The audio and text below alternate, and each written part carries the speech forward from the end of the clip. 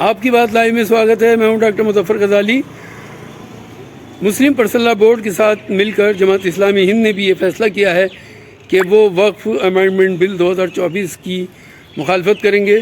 आइए जानते हैं सलीम इंजीनियर साहब से, जो उपाध्यक्ष हैं जमात इस्लामी हिंद के, कि इस बिल का विरोध वो क्यों कर रहे हैं और इस बिल को वापसी के लिए क्या कुछ उनका मंसूबा है करने का। मौजूदा जो वक्फ बिल है मुखालफत क्यों कर रही है? वक्फ अमेंडमेंट बिल जो अब कानून बन चुका है और प्रेसिडेंट ऑफ इंडिया ने भी उस पर दस्तखत कर दिए हैं। पिछले 8 महीनों से जब से ये बिल पार्लियामेंट में पेश हुआ और जॉइंट पार्लियामेंट्री कमेटी को भेजा गया,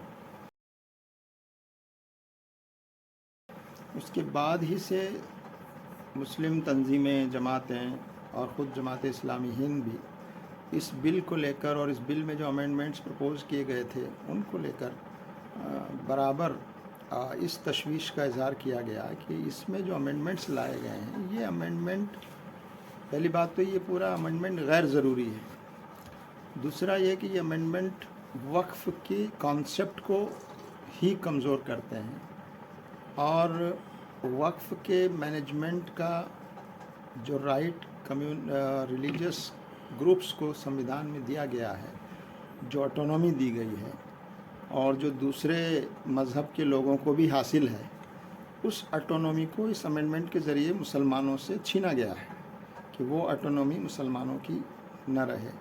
और उसमें पहले ये शर्त थी कि जो वक्फ बोर्ड्स होंगे, वक्फ काउंसिल्स होंगी, उसमें जो मेंबर्स होंगे वो सब मुस्लिम होंगे, लेकिन अब वो शर्त हटा ली गई है, बल्कि लाजिम कर दिया गया है कि मिनिमम इतने नॉन मुस्लिम होंगे। फिर ये कि ख़वातीन होंगी, ख़वातीन का प्रोविज़न पहले से मौजूद था, लेकिन अब ये कहा गया कि वो ख़वातीन किसी भी मज़हब की हो सकती हैं। और मेंबर्स जो हैं उनमें भी कहा गया कि वो भी किसी मज़हब के हो सकते हैं। तो एक तरह से आप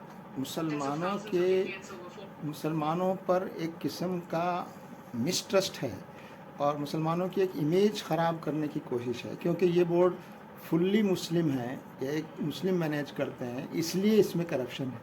ये मुसलमान मैनेज करते हैं, इसलिए इनका एफिशिएंट यूज़ नहीं हो रहा है। तो ये जो एक नैरेटिव बनाया गया है वो बहुत ख़तरनाक नैरेटिव है और मुसलमानों को एक तरह से अंडरमाइन करने वाला ये है कि इसमें आप और मज़हब के जो एंडोमेंट्स हैं वहाँ तो किसी दूसरे मज़हब के लोगों की एंट्री को आप नहीं ला रहे हैं, लेकिन मुसलमानों के यहाँ आप नॉन मुस्लिम्स की एंट्री को इस अमेंडमेंट के थ्रू ला रहे हैं। दूसरा, ट्राइब्यूनल्स जो होते थे, एक ये झूठ फैलाया गया हुकूमत की तरफ से, हुकूमत के लोगों की तरफ से, कि ट्राइब्यूनल जो है वो वक्फ़ी ट्राइब्यूनल के फ़ैसले आखिरी होते हैं और उनको अपील नहीं किया जा सकता या उनको रिव्यू नहीं किया जा सकता। तो ये बहुत बड़ी गलत फहमी फैलाई गई, जबकि पहले से बात मौजूद है कि जो ट्राइब्यूनल्स हैं वो सिर्फ वक्फ़ के लिए नहीं है। वक्फ़ के अलावा 10, 12, 13 और भी ऐसे डिपार्टमेंट्स हैं जिनमें ट्राइब्यूनल्स बने हुए हैं और वहाँ एक्सपर्ट्स रखे जाते हैं, वहाँ फास्टर प्रोसीडिंग्स होती हैं और वहाँ जल्दी फ़ैसले होते हैं। हाँ, उन ट्राइब्यूनल्स के फ़ैसलों को भी अपील किया जा सकता है, उनको रिव्यू अदालतों में जाकर किया जा सकता है। पहले भी ये प्रोविज़न मौजूद था, लेकिन ये एक भ्रम फैलाया गया, एक अफवाह फैलाई गई, झूठ फैलाया गया और ट्राइब्यूनल्स को एक तरह से ख़त्म करके अब आप सीधे डिस्ट्रिक्ट मजिस्ट्रेट को वो पावर्स दे दी गई कि वो डिस्ट्रिक्ट मजिस्ट्रेट डिसाइड करेगा कि अगर कोई डिस्प्यूट है तो वो प्रॉपर्टी किसकी है, और अगर ख़ुद गवर्नमेंट जो है वो काबिज़ है वक्फ़ की प्रॉपर्टी पर और डिस्ट्रिक्ट कलेक्टर गवर्नमेंट का ख़ुद नुमाइंदा है, तो वो बताइए कि वो कैसे फ़ैसला कर सकता है अपने बारे में। तो ये जो चेंजेस लाए गए हैं बोर्ड्स को और काउंसिल्स को के कॉन्स्टिट्यूशन को कंस्टिट्यूट करने में, जिस तरह से वहाँ मुस्लिम रिप्रेजेंटेशन को कम करके नॉन मुस्लिम रिप्रेजेंटेशन बढ़ाया गया, और दूसरा ये कि पहले जो बोर्ड हुआ करते थे, काउंसिल होती थी, वो इलेक्टेड मेंबर्स होते थे और इलेक्शन के ज़रिए वो लाए जाते थे। लेकिन अब जो है वो नॉमिनेटेड मेंबर्स की तादाद उसमें बढ़ा दी गई है। तो इलेक्टेड मेंबर्स की जगह नॉमिनेटेड मेंबर्स ज़्यादा होंगे तो हुकूमत की पसंद के लोग होंगे, सरकार जिसको चाहेगी बनाएगी। तो ये एक सरकार का इनडायरेक्टली इंटरवेंशन और कंट्रोल वक्फ को एडमिनिस्टर करने में बहुत ज़्यादा इस अमेंडमेंट के लिए के ज़रिए से बढ़ गया है। वक्फ बाय यूज़र को ख़त्म कर दिया गया, जबकि दूसरे मज़हब के जो एंडोमेंट्स हैं वहाँ पर वक्फ बाय यूज़र मौजूद है, लेकिन मुस्लिम वक्फ के लिए उसको ख़त्म कर दिया गया। अब 200 साल 400 साल पुरानी मस्जिद है, दरगाह है, कब्रिस्तान है और दूसरी चीज़ें हैं। अब उनके पेपर्स अगर अवेलेबल नहीं हैं तो वक्फ बाय यूज़र ख़त्म होने की वजह से वहाँ डिस्प्यूट पैदा होगा, कोई भी उसको क्लेम करेगा तो लिटिगेशंस बढ़ेंगे और समाज में जो एक हार्मनी है और जो आपसी मोहब्बत का वातावरण है वो ख़राब होगा और उसमें कमज़ोरी आएगी। तो इस तरह से ये जो कब्ज़े हैं, यानी वक्फ की प्रॉपर्टीज़ पर बहुत सारे गवर्नमेंट के भी कब्ज़े हैं, दूसरे प्राइवेट लोगों के भी हैं, नॉन मुस्लिम्स के भी हैं, कुछ मुसलमानों के भी हैं। तो वक्फ बोर्ड को पहले ये पावर था कि वो उन कब्ज़ों को हटाने के लिए एक प्रोसेस हो सकता था, लेकिन अब इन अमेंडमेंट्स के बाद वो कब्ज़े हटना बहुत मुश्किल हो जाएंगे उन कब्ज़ों का। और जहाँ सरकार काबिज़ है वहाँ तो बिल्कुल ही मुश्किल होगा। जो सज़ाएं पहले थी कब्ज़ा करने वालों पर, उन सज़ाओं में कमी की गई है। तो आप अगर नाजायज़ कब्ज़े हटाना चाहते हैं, करप्शन को कम करना चाहते हैं, तो सज़ाएं सख्त करनी चाहिए, तब जाकर वो रुकेगा। लेकिन इस बिल में सज़ाएं जो हैं वो कम कर दी गई हैं। तो ये तमाम मौलाना ये कहा जा रहा है कि इसमें जो लिमिटेशन एक्ट था हाँ वो भी हटा दिया गया है। जी। इसका क्या फ़र्क पड़ेगा? ये तो बहुत ख़तरनाक है। लिमिटेशन एक्ट जो है दूसरे जो रिलीजियस एंडोमेंट्स हैं उनमें लिमिटेशन एक्ट मौजूद है, लेकिन वक्फ के मामले में इस लिमिटेशन एक्ट को हटा दिया गया है। और इसका मतलब ये हुआ कि वो पीरियड गुजर जाने के बाद अब वक्फ जो है वो अपील नहीं कर सकता। अब हमारे यहाँ अदालत के जो प्रोसीजर्स हैं और चीज़ें हैं उसमें अगर वो पीरियड निकल गया तो उस पीरियड के बाद आप क्लेम नहीं कर सकते। तो इससे बहुत सारी प्रॉपर्टीज़ जो हैं वो जो वक्फ की प्रॉपर्टीज़ हैं इस लिमिटेशन को ख़त्म करने की वजह से वो वक्फ के हाथ से चली जाएंगी।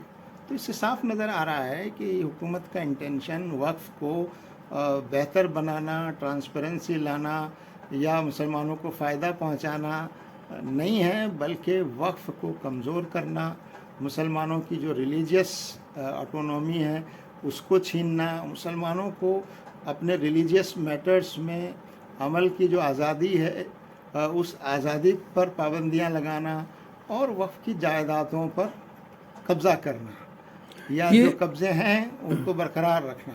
ये कहा जा रहा है कि ये जो मौजूदा बिल है ये कॉन्स्टिट्यूशन की बहुत सारी जो दफ़ात हैं उनसे टकराता है, ये कॉन्स्टिट्यूशन के ख़िलाफ़ है। तो कौन कौन सी ऐसी दफ़ात हैं जिनसे सीधे तौर पर टकराता है? देखिए सबसे बुनियादी जो दफ़ा है वो तो मज़हब की आज़ादी, यानी हर नागरिक को, हर सिटीज़न को अपने मज़हब पर अमल की आज़ादी है। अब एक आदमी मुसलमान है, वो अपनी प्रॉपर्टी को वक्फ करना चाहता है। एक शख्स है जिसने अभी इस्लाम कबूल किया है, वो अपनी प्रॉपर्टी को वक्फ करना चाहता है। आपने शर्त लगा दी कि 5 साल जब तक वो न गुज़र जाए, उसके बाद भी कौन तय करेगा कि वो कर सकता है कि नहीं कर सकता। 5 साल की कैद लगा दी कि 5 साल तक वो अपनी प्रॉपर्टी को जो है वो वक्फ नहीं कर सकता। ऐसा किसी मज़हब में नहीं है, आपने सिर्फ मुसलमान पर ये पाबंदी क्यों लगाई? तो ये इस तरह की कि आप वक्फ नहीं कर सकते और मुसलमानों को जो ऑटोनॉमी मिली है कॉन्स्टिट्यूशन में अपने रिलीजियस इंस्टीट्यूशंस को, रिलीजियस एंडोमेंट्स को मैनेज करने की जो ऑटोनॉमी और आज़ादी हमारा दस्तूर देता है वो छीनी गई है। अब आपके बोर्ड्स और काउंसिल में सिर्फ मुसलमान नहीं होंगे बल्कि नॉन मुस्लिम्स की एक अच्छी खासी तादाद होगी और गवर्नमेंट का जो इंटरवेंशन है वो बढ़ेगा। तो ये जो दफ़ात, बुनियादी दफ़ात हैं, रिलीजन पर अमल की आज़ादी, प्रिंसिपल ऑफ इक्वलिटी कि सब मज़हब के साथ आपका सलूक बराबर होना चाहिए, दूसरे मज़हब के साथ कुछ और है और मुसलमानों के साथ आपका कुछ और है, तो डिस्क्रिमिनेटरी है, ये इक्वलिटी के प्रिंसिपल के ख़िलाफ़ है। और जो रिलीजियस इंस्टीट्यूशंस और एंडोमेंट्स को मैनेज करने की जो दफ़ा है, उस दफ़ा के भी ख़िलाफ़ है कि आप दूसरे मज़ाहिब को तो वो आज़ादी दे रहे हैं लेकिन मुसलमानों से वो आज़ादी छीन रहे हैं। तो इसलिए हम इसको अनकॉन्स्टिट्यूशनल कहते हैं, एंटी मुस्लिम कहते हैं, और वक्फ़ को ये कमज़ोर करने वाला, बल्कि वक्फ़ के पूरे कॉन्सेप्ट को एक तरह से डिमोलिश करने वाला, मुसलमानों में डर और खौफ पैदा करने वाला, समाज में डिस्प्यूट पैदा करने वाला, समाज को आपस में बांटने वाला ये अमेंडमेंट हमको नज़र आता है। इसलिए हम इसका विरोध कर रहे हैं।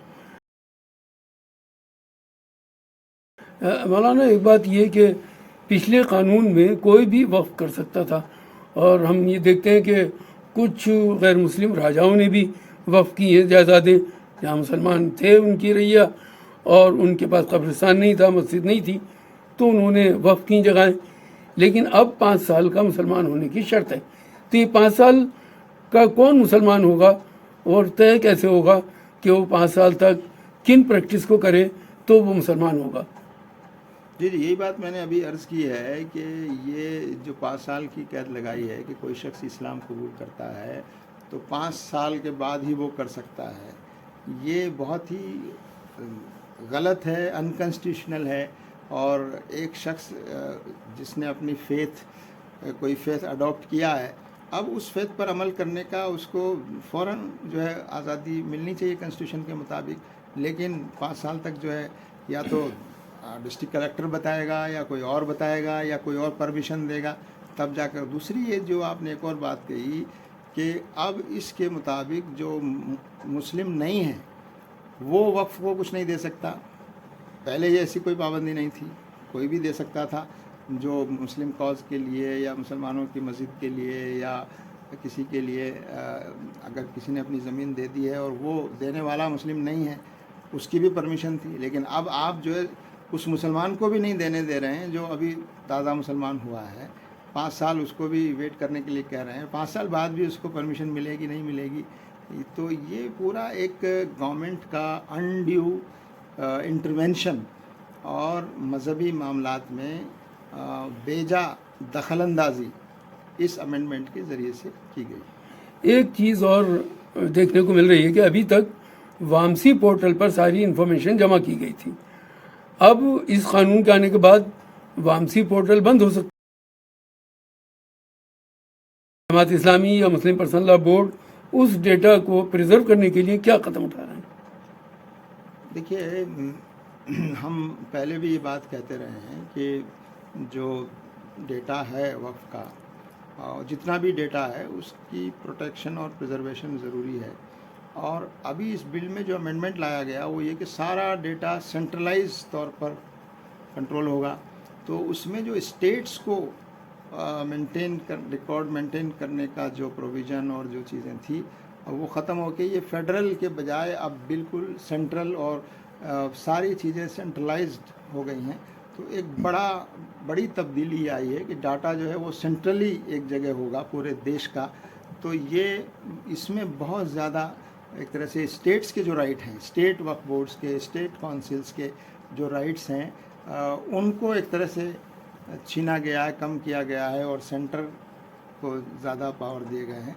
तो हम पहले से इसके लिए फ़िक्रमंद हैं और आइंदा भी कोशिश करेंगे कि वामसी पोर्टल पर जो डेटा है उसको ज़ाया नहीं होना चाहिए और वो उस डेटा को प्रिजर्व करने के लिए हमारी टीमें जो है कोशिश करेंगी। जो इस मैदान की टीम है उनको हम कहेंगे कि वो इसके लिए ज़रूरी कानूनी कार्रवाई या जो भी कार्रवाइयाँ ज़रूरी हैं। मतलब ये कहा जा रहा था कि वक्फ की प्रॉपर्टी से गरीबों को और जो कमज़ोर तबकात हैं उनको फ़ायदा नहीं मिल रहा था, लेकिन नया बिल जो आ रहा है इससे उनको फ़ायदा मिलेगा।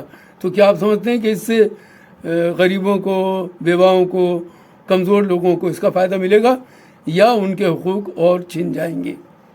के बारे में ये बात जानना बहुत ज़रूरी है कि वक्फ जो शख्स करता है वाकिफ़, वो ये भी बताता है कि उसकी ये प्रॉपर्टी किस काम में ली जानी चाहिए। वो मस्जिद के लिए है, मदरसे के लिए है, कब्रिस्तान के लिए है या हॉस्पिटल बनाने के लिए है या आम रफ़ा आम के लिए है, तो जो मंशा होता है वाकिफ़ का उसके मुताबिक उस पर काम किया जाता है। हर प्रॉपर्टी जो है वो हर काम के लिए नहीं है, बल्कि जिस मंशा के साथ वो वक्फ की गई है उसके लिए किया जाना उसको ज़रूरी है। मौलाना एक सवाल ये है कि अभी मौजूदा जो बिल है ये वक्फ का नाम ही बदल दिया, अब वो उम्मीद के नाम से जान जाएगा, इस बारे में आपका क्या ख्याल है?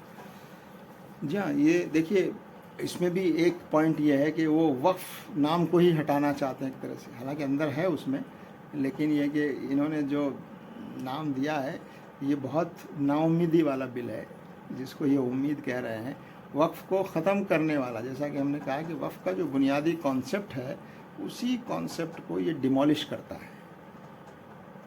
जी, एक मसला इस वक्त ये है कि कई जगह पर धन्यवाद रैली निकालने की कोशिश की जा रही है कि बिल पास किया इसका धन्यवाद, तो क्या ये मुसलमानों को आपस में लड़ाने की कोशिश है या दूसरे लोगों तक ये पैगाम पहुंचाना है कि मुसलमान भी इसकी हिमायत कर रहे हैं? क्या है इसका मकसद?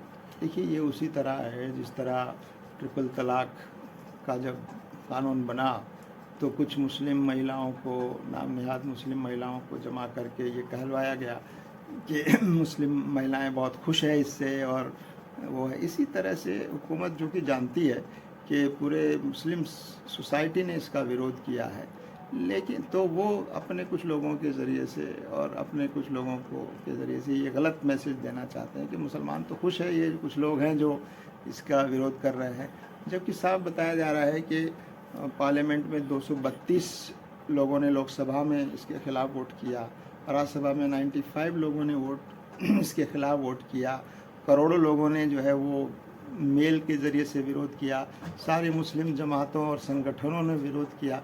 जी जी, तो इसके अब सरकार ये बताना चाहती है कि मुसलमान, कुछ मुसलमान जो बीजेपी और आरएसएस के करीबी लोग हैं या सरकारी लोग हैं, उनको लाकर वो ज़रा एक गलत किस्म का परसेप्शन देने की कोशिश हो रही है। एक मसला इस वक्त यह है कि जो प्रॉपर्टीज़ अवेलेबल हैं और जिनके कागजात नहीं हैं, तो एक ऑप्शन ये है कि उनके रजिस्ट्रेशन कराए जाएं, उनके डॉक्यूमेंट तैयार कराए जाएं।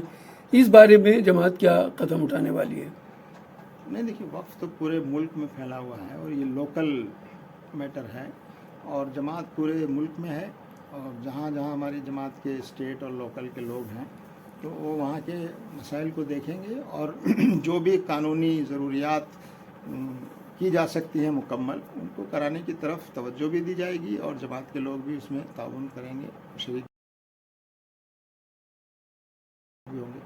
इस बिल की मुखालफत के लिए आप क्या रास्ते इख्तियार करने वाले हैं? इसको रोकने के जितने तरीके मौजूद हैं वो सारे तरीके अपनाए जाएंगे, संवैधानिक तरीके, कानूनी तरीके, अदालतों में जाकर, आवाम के बीच में जाकर, प्रोटेस्ट करके, विरोध जताकर, जनता को समझाकर, और आप जैसे मीडिया के जो अच्छे लोग हैं उनको समझाकर सच बात को सामने लाने की कोशिश की जाएगी। और मैं समझता हूँ कोई भी सरकार पब्लिक ओपिनियन के खिलाफ नहीं जा सकती और उसको नहीं जाना चाहिए। अगर कोई कानून उनकी जिद में ऐसा बन जाता है गलती से, जिससे देश में अविश्वास पैदा हो रहा है और देश में अराजकता फैल रही है, तो सरकार को चाहिए कि वो इस पर विचार करे। जिस तरह किसान आंदोलन के बारे में उन्होंने विचार करके कानून वापस लिया, तो हम पूरी तौर पर अभी भी इस कानून को वापस करने के जो तरीके भी मौजूद हैं इस देश के संविधान के मुताबिक, चाहे वो पब्लिक में जाने वाले तरीके हों या अदालत में जाने के तरीके हों या आवाम के बीच में जाकर सच बात लोगों के सामने आवाम के बीच में। सर कहाँ, बिहार में भी जाएंगे जहाँ इलेक्शन होने पूरे देश में, कोई इलेक्शन से ताल्लुक नहीं है, ये पूरे देश में होगा।